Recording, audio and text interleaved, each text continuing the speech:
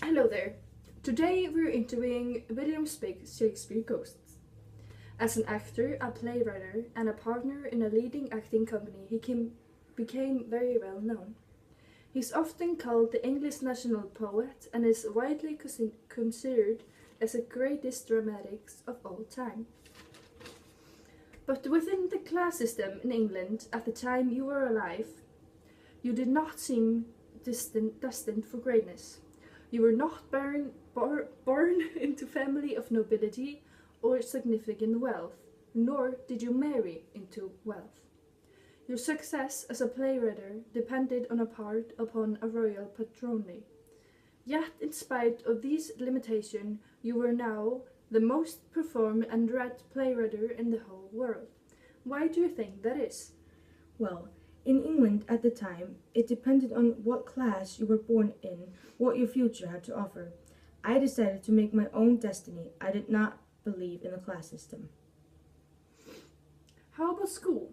As the son of leading Stratford citizens, it is almost certain you attended Stanford Grammar School. Did you? And what did you learn? Yes, I did, and like all such schools, learned Latin classics, including memorization, writing, and acting classic Latin plays. Most likely, I attended until about age 15. A few years after you left school, in late 1582, you married Annie Hathaway. She was already expecting your first child. You were only 18, but Anna was 26. At the early 1585, you and your wife had twins. They lived in Stratford while you worked in London. Or sources say that you only visit them once a year. Why is that? Me and my wife were not close. This was our way of separation, and our few children were signs of strained marriage.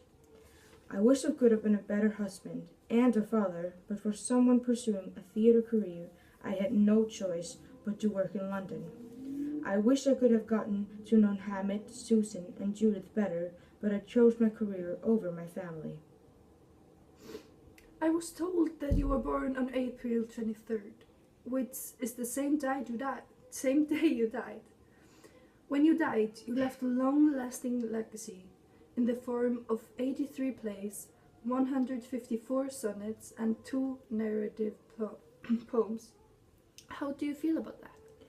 Well, I was baptized on April 26, 1564, and at the time, infants were baptized 3 days after they're born.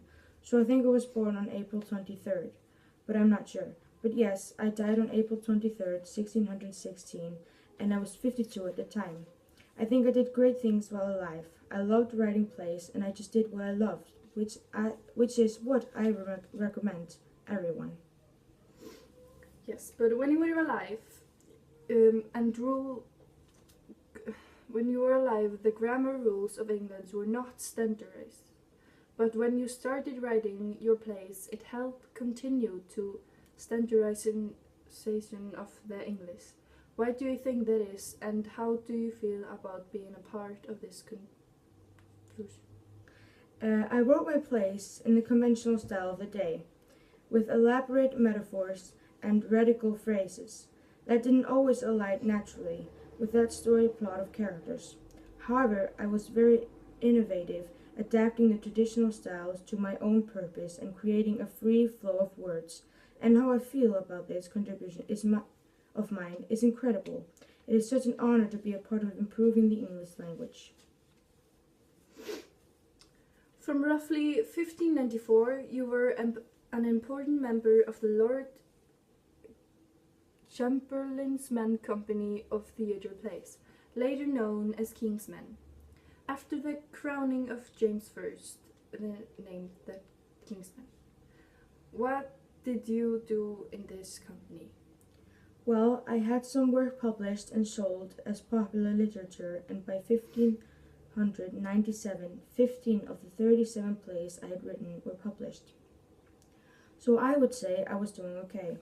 But by 1599, me and my business partner built our own theatre on the south bank of the Thames River, which they called the Globe. so I was not a part of the Lord Chamberlain Men Company when the name was changed. Well, that's all the question we have for you. Thanks for coming in after 400 years as a ghost. Thank you. Do you have something to say else or? No. Okay, thanks. Thank you.